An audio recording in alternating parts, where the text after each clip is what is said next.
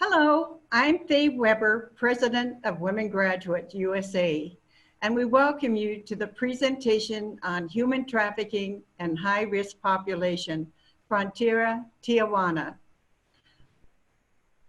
Before we start, I'd like to introduce you to Women Graduate USA. We're an online organization with members living throughout the United States, and we communicate with each other through teleconferencing, Zoom, and social media. Our mission is Women Graduates USA, through its global focus and reach, empowers all women and girls to create a just and secure world built on education, advocacy, friendship, and mutual respect.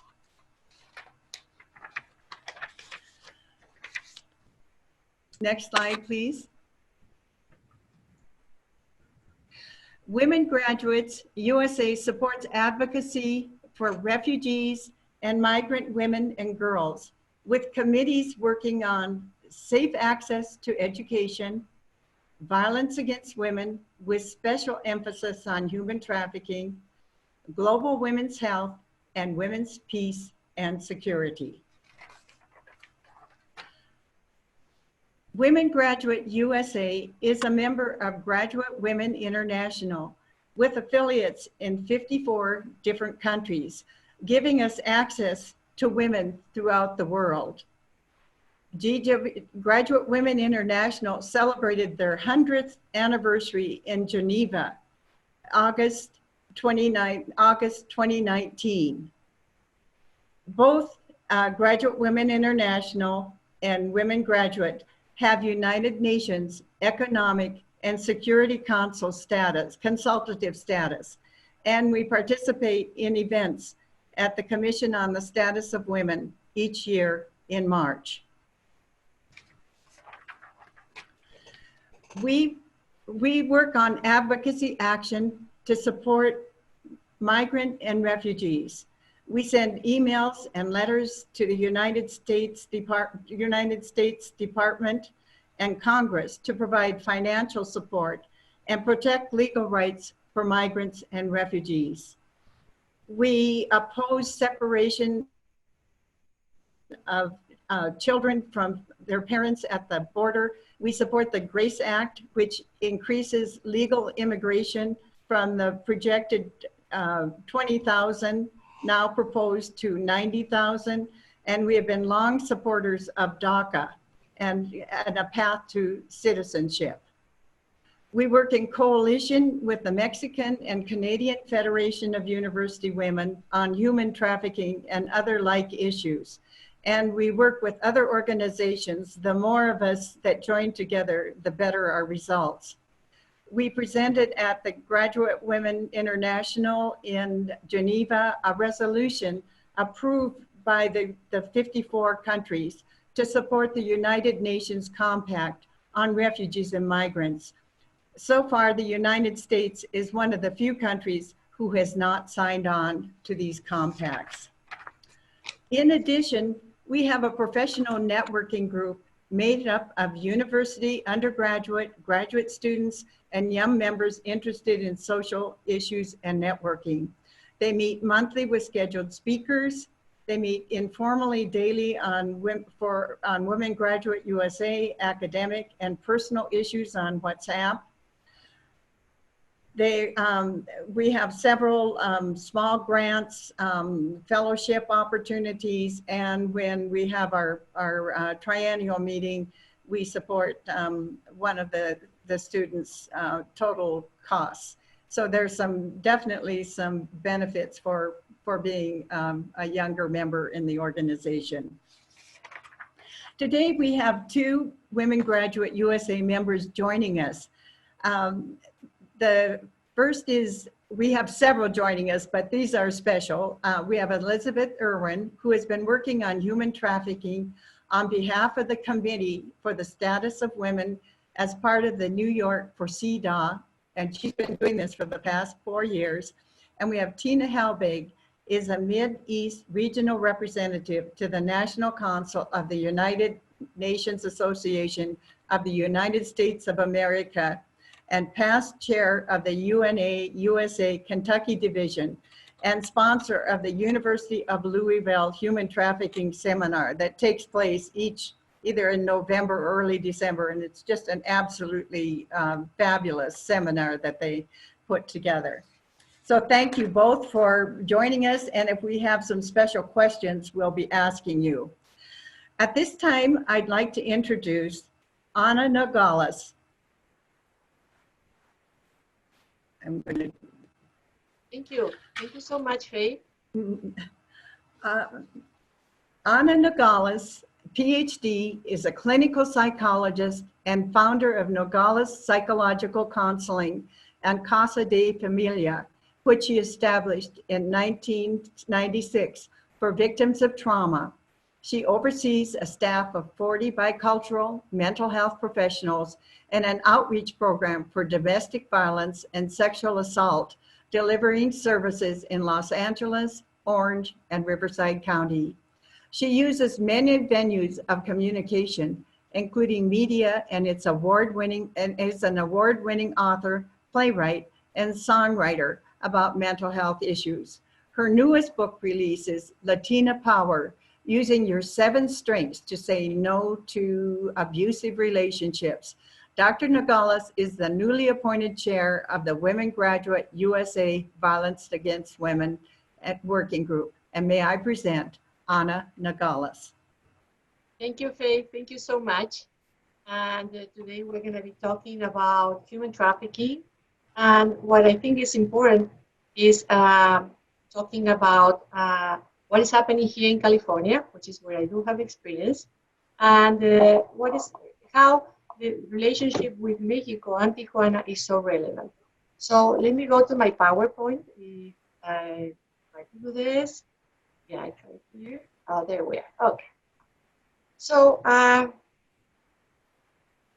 do we go to the next one?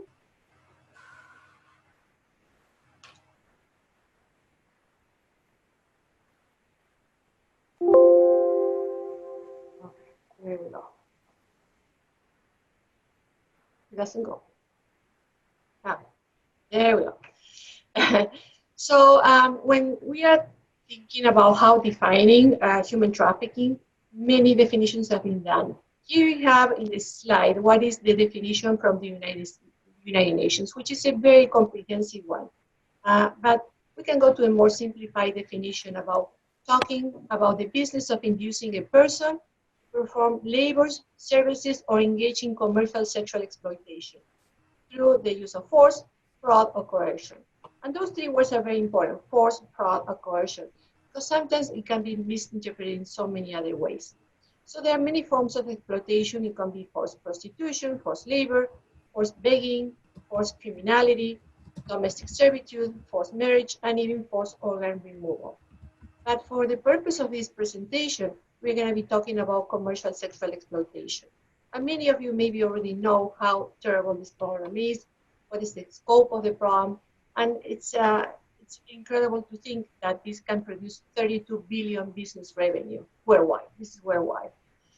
So many victims have been trafficked throughout the world, in the United States. So here you have some statistics that show some numbers.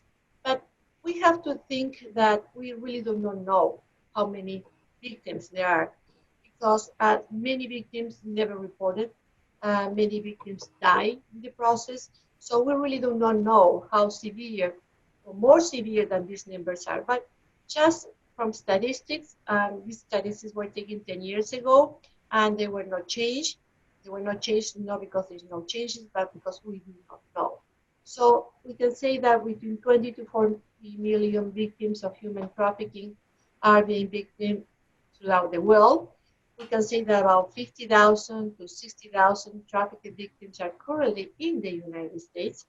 We can say that 600 or to 800,000 trafficked victims worldwide are each year being trafficked. But we know that the minors are very much involved. 70% of these victims are females. Half of them are minors. So we have that number of 10,400 minors engaged in sex trafficking only in the United States. So this is just to have an idea how terrible this is. And human trafficking has been here forever. I think we've been humankind. But we never thought about that. We never talk about that as openly as we talk nowadays. We do know that during the First War, Second World War, those two wars, the victimization the victimization was at higher rates. But when we really started looking into these issues, really in the year 2000, with the Palermo Treaty. And this Palermo Treaty is when new protocols were developed to prevent, suppress, and punish trafficking of persons, especially women and children. So this is the first global legally binding instrument, year 2000, just yesterday, right? And it was implemented in the year 2003. So this is only 16 years ago when we really started to talk about human trafficking and what protocols we should continue. Now in California, there have been many reviews. Here we have some penal codes that talk about how it's considered now a felony, and there were new reviews and new reviews. So for those interested in the law, here you have some penal codes that you can follow up, indicating when things were added into these the laws. And there is, again, California, because I'm going to talk about here locally. I'm here in the area of Orange County, Los Angeles County, so this is what I'm referring to. In the year 2012, the Attorney General Kamala Harris examined the nature and the scope of human trafficking in California because she wanted to evaluate what was happening since 2007. And she included more than 100 representatives of state, local, and federal law enforcement, state government agencies, victim service providers, nonprofit groups, technological companies, and educational institutions. So she did a comprehensive study about what was happening. And the report keeps showing that California is #1 in human trafficking. So that's why it's so important for us to really focus on what is going here, but also what is going on in other states.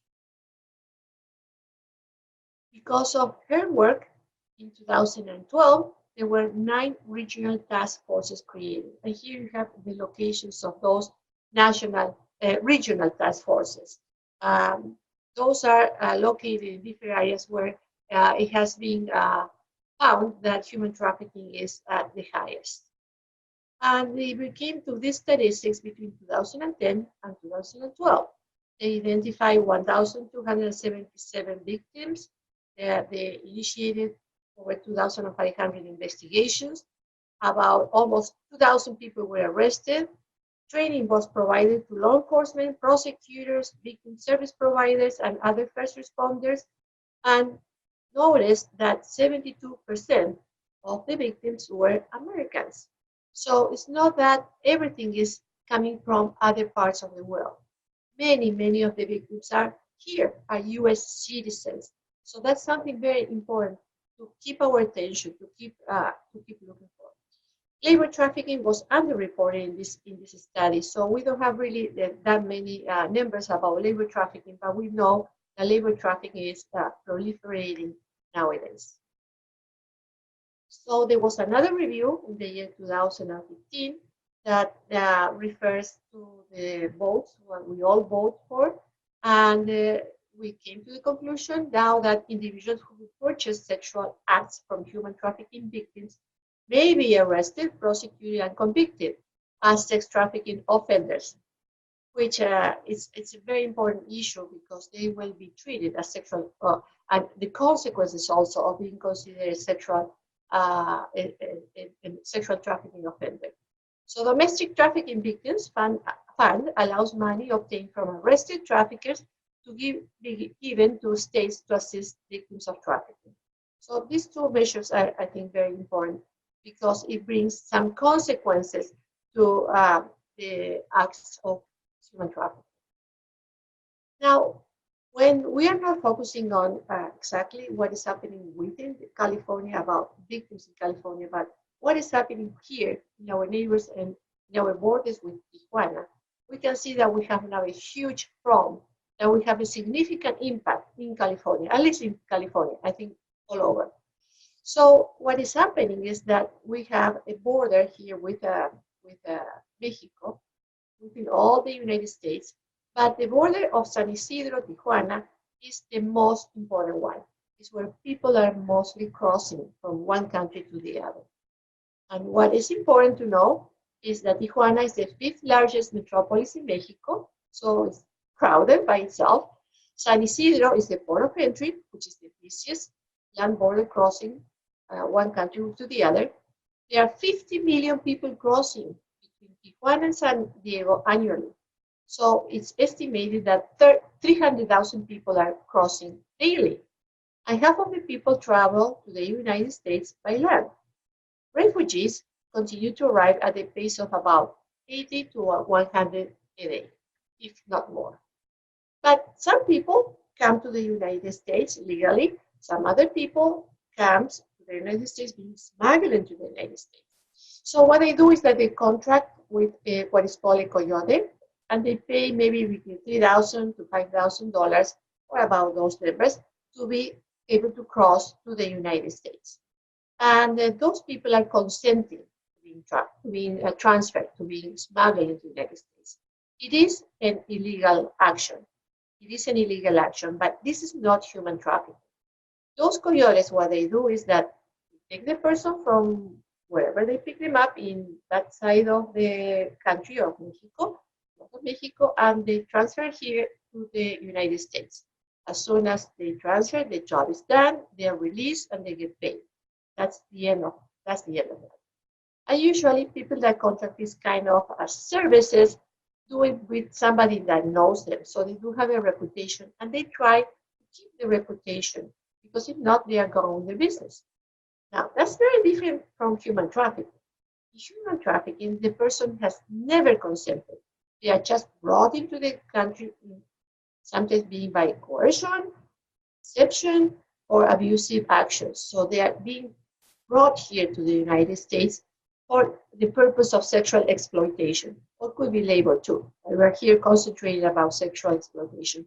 So the difference is that there's no consent, or it may be a third option, that the person consented to come to the United States, asked for a coyote to bring them here, but it was not really a coyote, it was someone that was going to traffic them. So whatever they thought it was going to be consentment, then it turned out to be coercion or threats or life threats, like we're going to see. So that's a huge, huge difference. In my experience of talking to victims, I heard that people go in Tijuana to, for example, McDonald's, asking, where do you know somebody that can help me? And some people might be around and might say, yes, I know this lady. Usually it's a woman. I know this lady that will be able to help you. So this lady starts the negotiation and then brings the person to a house where other people are waiting to be transferred to the United States. So this lady then disappears, and then they are secluded in that house until the next hours early in the morning, which they are going to be transferred somewhere else. So then they are transferred in a bus, and then at some point, from that bus, they are transferred to other bus, and that's where the problems really start. Because they are really victims of extortion, they ask for more money, they contact family members in the United States, they are life-threatened, they're raped, in some cases they're even murdered when they don't comply. So some people do report this, most of the people do not report because they are under life threats. Imagine this person that was trafficked to the United States and say, you say something, I know your family here in Mexico, or I know your family here in the US, something will happen to them. So under those life threats, a lot of people do not report it. So what I'm saying, this is very underreported. So we're going to map the problem. The three major elements that cause the problem are the border relationships between the US and Mexico, the high labor mobility, and the crime-related violence. So let's see. In terms of the border relationship between the US and Mexico, the geographic location of Tijuana is ideal. It's ideal for labor and human trafficking in general. This is labor trafficking, but in general. 60 million people cross the San Diego-Tijuana border annually, making a prime location for these services. So let's go to the next one, high labor mobility. U.S. restrictions against illegal immigrants with anti-immigrant hostility has worked to create an economy that consists of generally undesirable jobs along the border. 40% of people trafficked are coerced through economic needs. Women and children seeking work in the U.S. must rely on labor traffickers to help them cross the border in search of work. We're talking about work, but this transfers into sexual exploitation, and we're going to be talking in a minute. So here comes the crime-related violence, when they are forced into networks or activities that will produce some kind of an income. And here we have a quote from Sergeant Casillas of San Diego saying that trafficking children is a better investment. Once you sell drugs, your asset is gone. You can sell minors over and over again, and it's more sustainable revenue source. This is not just for minors. This is also for adults. When a woman is trafficked for sexual exploitation, she can be used again and again. So these are some routes major routes from Mexico into Baja California. So we can see that from Mexico City, goes to Baja California, from central Mexico to Tijuana, imported out of U.S. Tijuana, Ciudad Juárez, Tijuana, and Tijuana all the way to California. But these are not the only routes. There are many other ones. There are many people that are being trafficked from the southeast states of Mexico, which are very poor, like Oaxaca and Chiapas. And I have been working with those victims too. So they are not reflected in this Oxford study, but they are victims coming from all over. And of course, from other countries, Central American countries. So these people, once they get here to the United States, it's hard for them to report it, not just because of what I talked before, what I said before, but because they don't know what to do and what to say or who to say. First of all, many of them do not speak English, or there's a language barrier. Then they don't have employment options, so they will do whatever they can to survive because of poverty. They come from very impoverished situations, and coming here to the US, they're still don't having the resources to be able to stand up and talk about what happened. There are immigration debts that they contracted to be able to be transferred to this country. They experience social isolation. They are afraid of authorities because we do know that in Latin American countries, authorities are easily corrupted. I'm not saying all, but it's logic. When a police officer makes $30 a month and he has to support his family, or she, then a good amount of money will make probably living for a year. So it's unfortunate, but it's a reality. And they are afraid of the traffickers because of all the threats that I just said. So deportees, displaced persons, migrants in transit, and refugees are coming also trying to get into the United States, seeking for a better life, or seeking for political asylum. And they're coming from Central America, from Guatemala, Honduras, El Salvador. They come also from Mexico, from other parts of Mexico, and from other countries. When I said, for example, that usually the charge to transfer someone, smuggle someone from Mexico to the United States is about 3,000 or 5,000. Asians that are trying to come to the US are charged about $50,000 to be able to come to the US. So you can see how big this business might be. And they are leaving, maybe not because they love that much of the United States, to tell you the truth, but maybe they are leaving because of poverty, because of domestic violence, because of violence against women in general, because of gang violence, because of community violence, extortion, political persecution, and corrupted governments. Those are the ones that, working with immigration cases, those are the ones that I've seen the most common. And within political asylum, I also saw victims that are coming here because of gender issues. So this created a crisis in the border. People are coming however they can. Some can by plane, but most of them can by walking, 3 to 5 years walking to be able to come to Tijuana. Desperation, they come by bus, they come by boat, they come by car, they come however they can. And the process is long, of course, and they endure hunger, thirst, they are being robbed on the way, they are assaulted in their journey, some are being raped, men and women, and they are subject themselves to sexual violence for survival. So they go through everything. Violence in Mexico has increased, unfortunately, 33% in 2018, and murders in Baja California rose by 44%. Hundreds of migrants have been found in clandestine graves, and about 70% of homicide victims are unidentified and unclaimed, according to Mercedes Quiroz, director of Tijuana's overcrowded ward. A lot of people just disappear and nobody knows. So the Mexican government is trying to deal with these issues, but these are huge issues, not that easy to resolve. So the ones that are high risk are asylum seekers. As I said, they're coming from Central America, fleeing the threats of gangs and persecution, and most Central Americans will not report anything, because why are they going to report?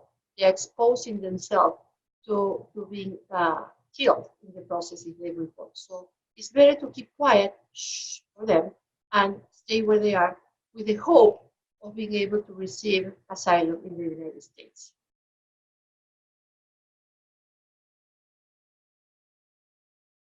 This is the train. This is the train that is coming from Central America.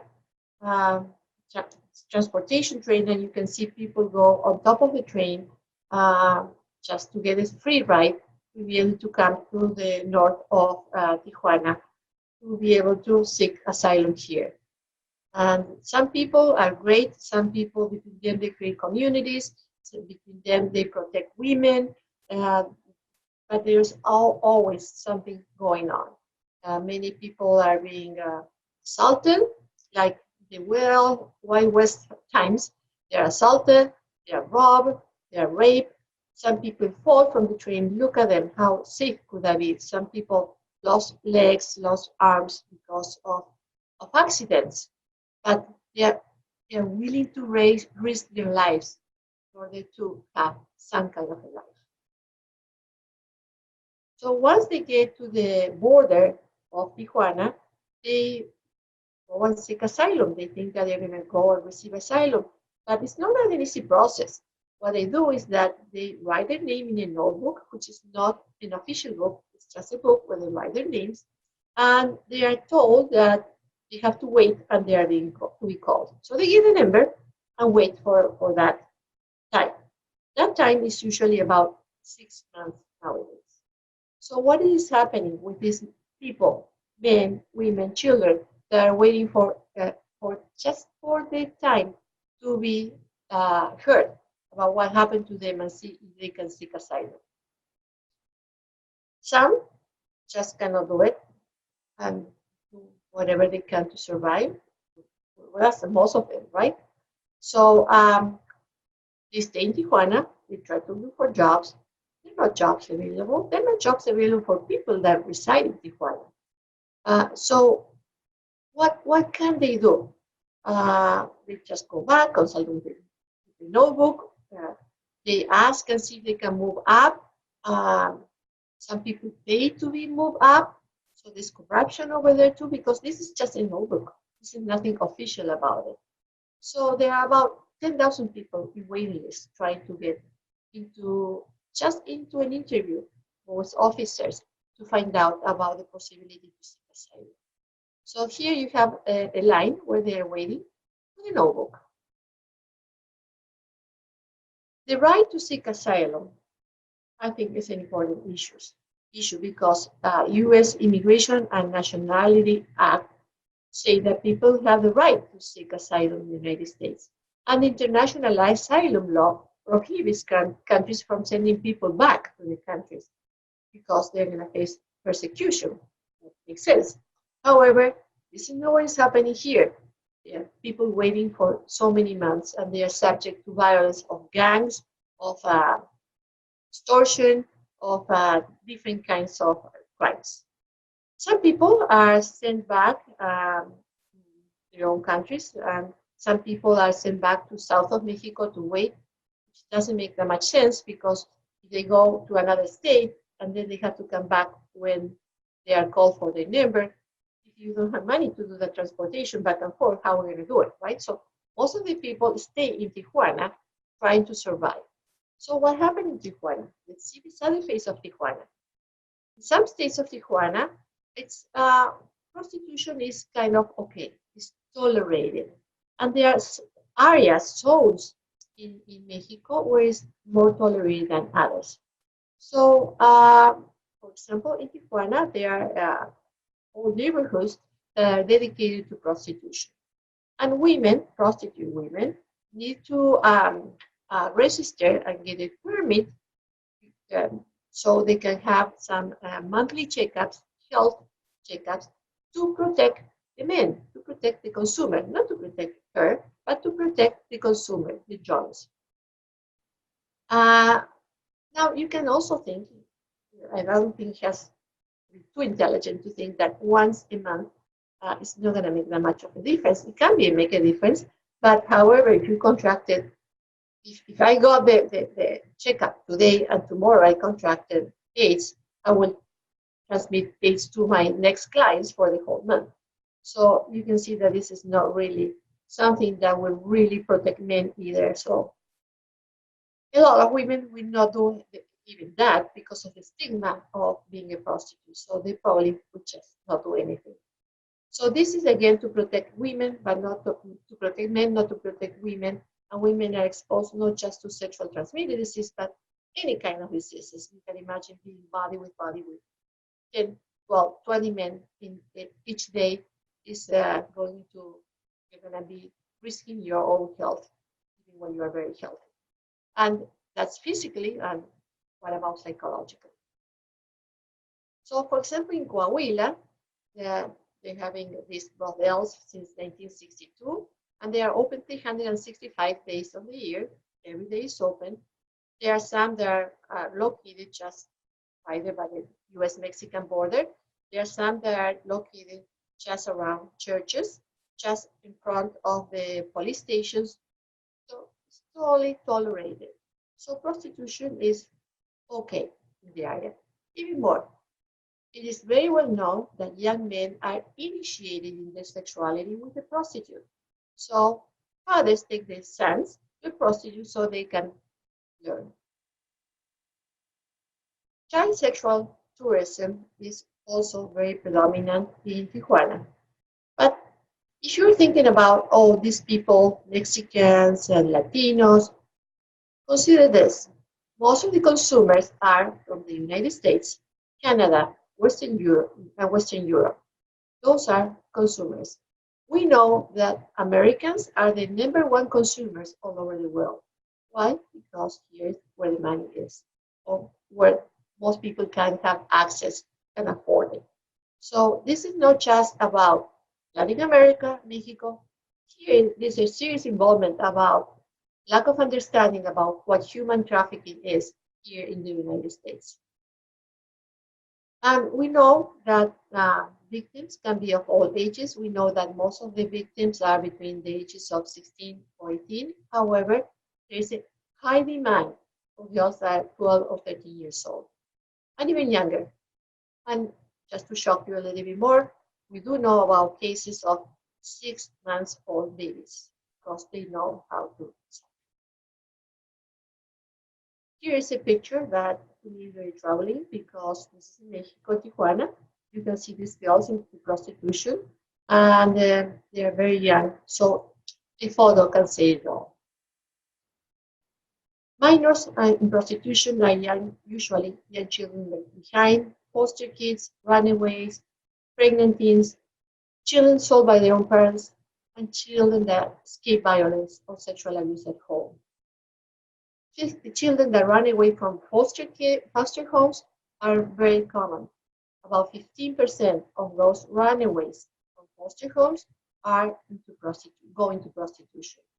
They're escaping from something that they hate, and they find someone that talks nicely to them, that understands them, that gives them the love, apparently, right? Gives them the love and the care, they listen to them, they agree with everything that they say. It's not that hard to convince a young person uh, as they are doing it. They know how to do it. We know that now in San Diego, look at us, your stats, there are between 3,000 to 8,000 human trafficking victims, mostly teenagers in San Diego, and mostly teenagers of U.S. Americans. Mexico is limited in resources. There are not enough legal resources. Police and immigration personnel work without the right equipment. What can they do if you don't have the computers? You don't have transportation, the cameras, the phones, the cellulars, the faxes, all the elements that are necessary to work with this to work with this crime. When other ones that are very well organized criminals have all of these resources, so probably they have more than the Mexican authorities have. There is a lack of enforcement of the law. There are laws, but there's lack of enforcement. And that's why they are underreporting. Look, 70% are reported only, and 1% are prosecuted. Doesn't take too much to realize that why am I going to report if only a few ones are going to be really prosecuted? And usually those prosecutors are high profiles. If I'm not a high profile, nobody cares for me, why I'm going to report? If I report, for sure I'm going to be life threat or retaliating for reporting.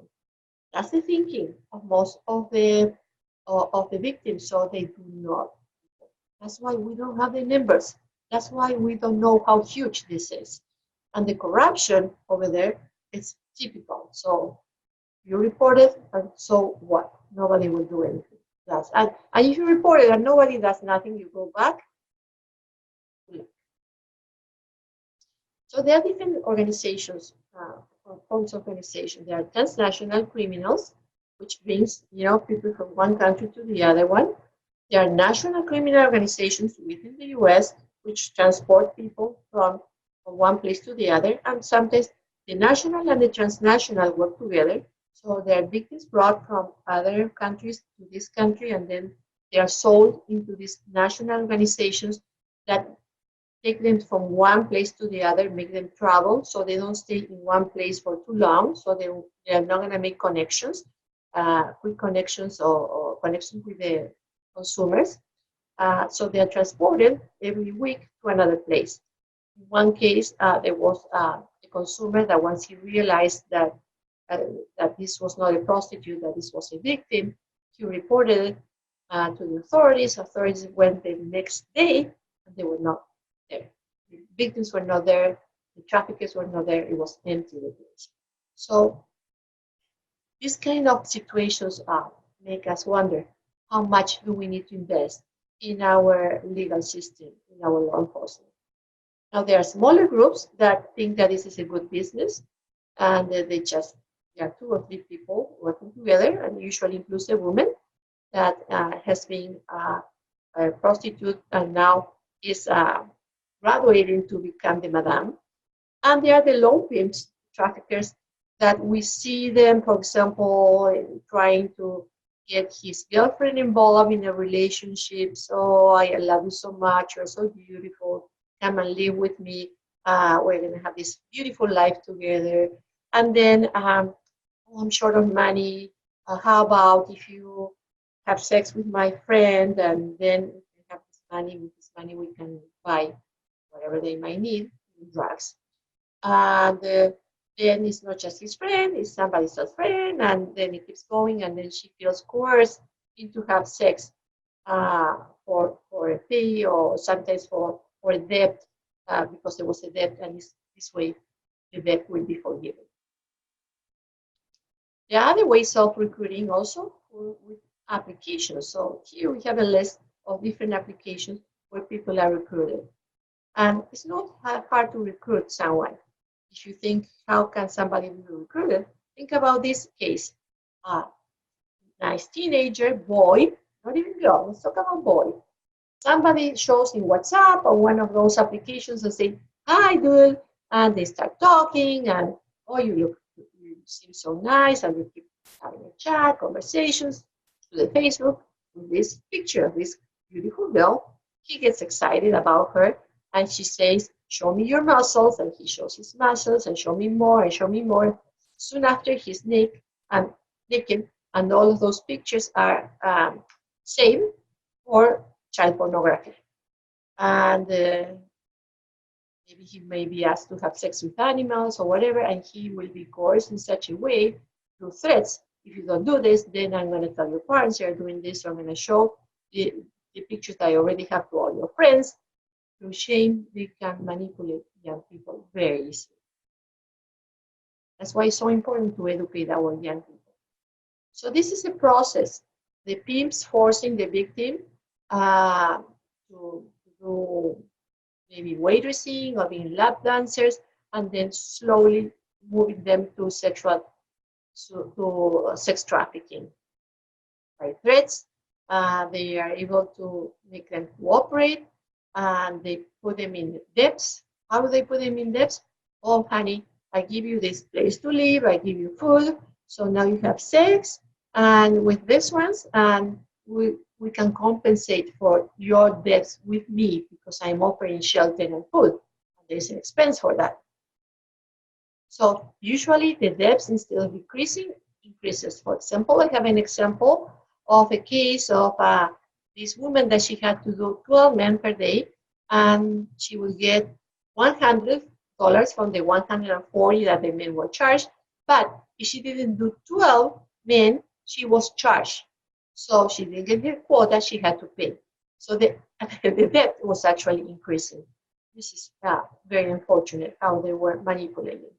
So there are maybe arguments about how they are paid or not paid, and that's when they start with some kind of physical violence. If the manipulation doesn't work, then there's always room for physical threats or physical assault or the use of drugs.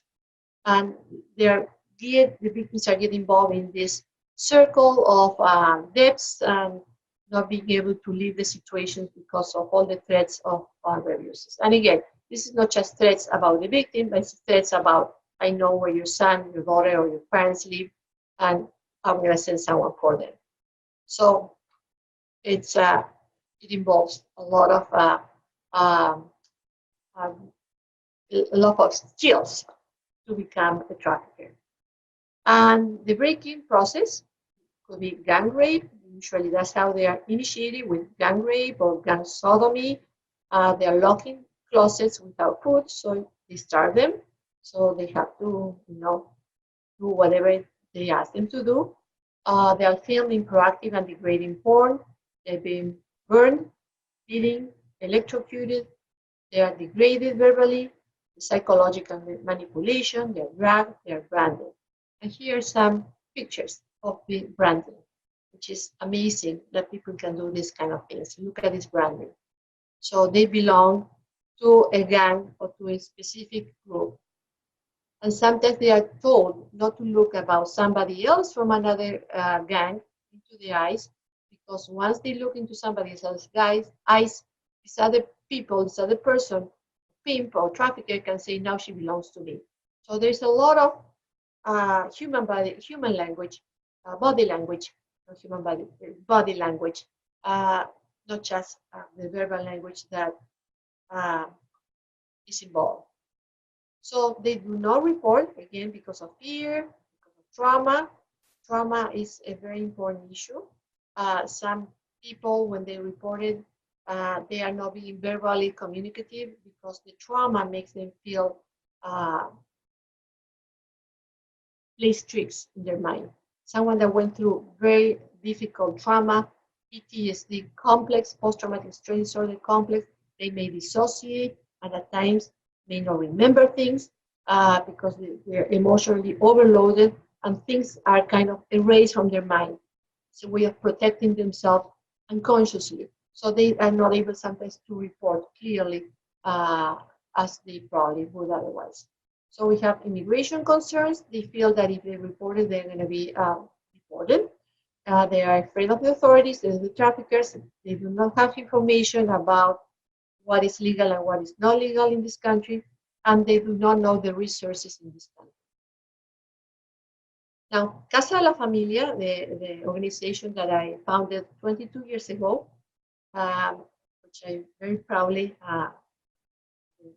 director, we are very proud to announce that we have funding now from the Office of Victims of Crime, and we're going to be able to provide services to victims, direct services to support victims of human trafficking, commercial sexual exploitation, but also labor trafficking or any kind of trafficking. And we are going to be doing outreach and education also to the communities in Los Angeles and in Orange County. So if you need us, if you want us to do a presentation, if you have referrals for us, here you have the phone number where you can connect with us. In addition to that, we're going to present a play in both counties too about human trafficking. Is one of the plays that I brought. And I wrote this play because I think that the arts are, theatrical arts are a way of expressing, of showing emotions and directly connecting with the audience. Someone that sees human trafficking on the movies, it's a movie. Somebody that sees on the news, oh, this happened somewhere else. But when you see the victim over there acting, you can connect. And that's very important because whatever you connect from your heart stays there. When you can connect here, just goes. So this is with the intention to disseminate the message about human trafficking and how prevalent it is, and to create some kind of prevention, so people are informed, so people know what to do under certain circumstances. So I created this play. It's called Don't Call Me Baby. It's in English and Spanish. And baby, baby, baby is just said baby. People say, oh, how beautiful the name, but it's not beautiful. Because what happened is that people, women like trafficked, using their names. They're called baby because they don't have names anymore. They are not people anymore. So Don't Call Me Baby is about the reality of human trafficking. And I took the characters from this play from actual real cases. So I took different real cases and I created my own to respect confidentiality on everyone. So this is about a victim that got married and then finds out, her husband finds out that she was a prostitute when she was really a victim before. She goes into therapy, and then a lot of issues related to human trafficking are displayed. So it creates awareness about the prevalence of human trafficking, prostitution versus victimization, sexuality and gender stereotypes, human trafficking recruiting, entrapment and captivity, the impact on psycho-emotional well-being, the impact on family and society, and gives resources and community services. So this is one of the characters of the play. She is the victim in this case, and let's see. Have you ever thought of having a baby? Don't tell me that. I am not having a baby. No baby, no. And I am not one either. You know, I am not a baby. I am not called baby. My name is not baby. What are you saying, Clara? I'm sorry. I'm so sorry.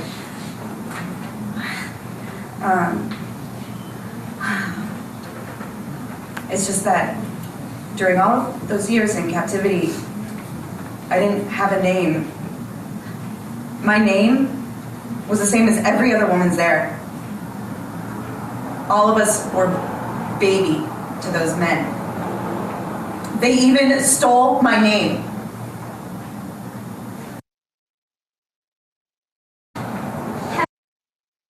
Have you ever thought of having a baby? You see repeating, so you can see how terrible this is. They're not just even stolen, the body. They steal the whole person. This is what I want to show. Feelings of these people that are not going to be presented to you in camera, but the actors can portray that and can show how difficult the situation can be. So what is important is that here you have a national human trafficking hotline, 888-3737-888. As you know, if you see sex, if you see something, say something, right? For everything, also for human trafficking. So please do not take anything into your own hands because these people might be very, very threatening to you or to your family. So if you see something that you have any suspicious of human trafficking, for example, the house where a lot of men come in and come out, please call this number. And if you need to be in contact with Casa de la Familia for more resources, for psychological treatment, or for presentations, please call us at 213-413-7777. So now we have time for questions. Thank you, Dr. Nogales. It's just such informative information. And I've seen the plays that you put on in Orange County for possible victims and their families to attend and to become aware of what can happen to you, and also the wonderful services that you provide, because they're few and far between. Before we open up for questions, I just want to thank all of you who have come. I know there are a lot of you from the University of California, Irvine, and I have 3 members of my family who attended UCI, so I have a special place in my heart for you. And then for members of WG, I have a special place in my heart for you too. So thank you so much for coming. If you hover at the bottom of your screen, and there is, you can, we will be open to ask questions, and we can address questions to Anna and also Elizabeth Irwin if it has to do with an international or United Nations issue. So questions, you can now ask questions if you go down to the bottom of your screen and you push the chat button. In the meantime, can you hear me? Can you hear me? Can you hear me, Faye? Yes, yes. Okay. Yes. In the meantime, while you read the questions, I want to also say that it has become also a problem within our adolescents community, youth community. Now we see a lot of teenagers in the high schools, after high school hours, selling their girlfriends for some money so they can buy drugs. And we see them all over. And this is becoming a very common practice. Mm-hmm. So when it's becoming an issue also with drugs, drug consumption, and the desperation because of an addiction and wanting to have some drugs, they do whatever, including selling their girlfriends. Mm-hmm. And remember, one thing that I didn't say, just in case that there is some kind of doubt, minors cannot consent. So somebody that even say, okay, to have sex, if they are minors, minors cannot consent. So it is considered human trafficking. So I have a question from the audience, from Tanya. She said, this is so much great information, like it seems it should be a class. What can we do to learn more? Take a class? So if you want to respond to Tanya. Well, Tanya, there are many classes. There are more classes coming up. Casa de la Familia, we have their own trainings for clinicians and also for the public. So stay tuned with Casa de la Familia, and we will be able to provide more information. I think the universities are lately dedicating more to provide information, and there is a huge movement about teaching teenagers about issues of human trafficking, so this issue can be prevented. I think that's very important too. So yes, we can keep talking and talking. There's so much information, but I just talk about the main issues, and there are a lot more to say. There's a lot more to say. Uh, there's another, or she says, bravo, thank you. And this is from Felicity. She said, will the PowerPoint be made available to us? It was great. Yes, of course. So I'm leaving it to you, Faye, to distribute the PowerPoint to whoever they are asking for. Sure. A question, do you think that human trafficking has decreased, or has it continued to increase over the last 5 years? I think that we see more, but because we are being more into it. So there are more law enforcement trained, because we have to train law enforcement too, even more. We have great trainings now, but that needs to be improved. There's room for improvement. So as long as we see more and more trainings to law enforcement, we're going to see more numbers. More numbers will mean that it has increased. I'm not sure. But what I'm sure is that what I'm seeing in Frontera, at the border with Tijuana, that will create a lot of new victims that we're going to see here, especially in the border, San Diego, San Isidro, San Diego, and then coming up north, and then distributed all over. So I see that as a huge a new development. Now, we do know that whenever there is a war, whenever there is more hunger, we will see more of human trafficking. Because people that can survive, women that cannot feed their children, they will be subject, they will be vulnerable to more human trafficking. And I don't know, are we going to more wars? What is going to happen globally? It's a global problem. It's not just here. But California, remember, is #1 in human trafficking. Thank you. And from Eugenia Rodriguez to all panelists, thank you so much for this information. I'm core faculty at Pacific Oak College in Pasadena. Do you or anyone in your agency ever go to school or speaking engagements?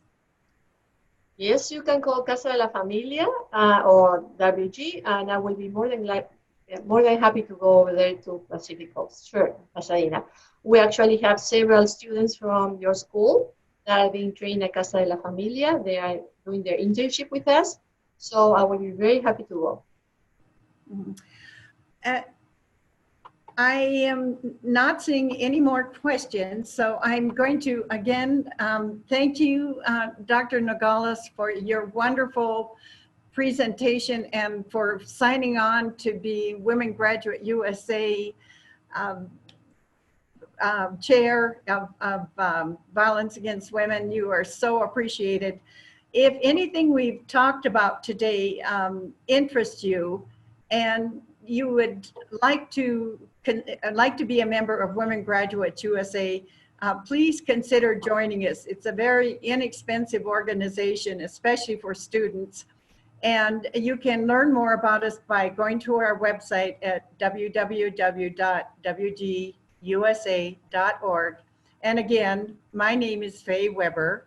And if you go to president@wgusa.org and you have questions about our organization and you'd like to become a member, we would love to have you. Thank you so much for Kathy Horvat, who is our communications chair, who hosted the webinar today. And again, Gabriela Gonzalez, who is behind the scenes, who is very helpful in working with Dr. Nogales. And thank you again for joining us. Thank you. Bye-bye.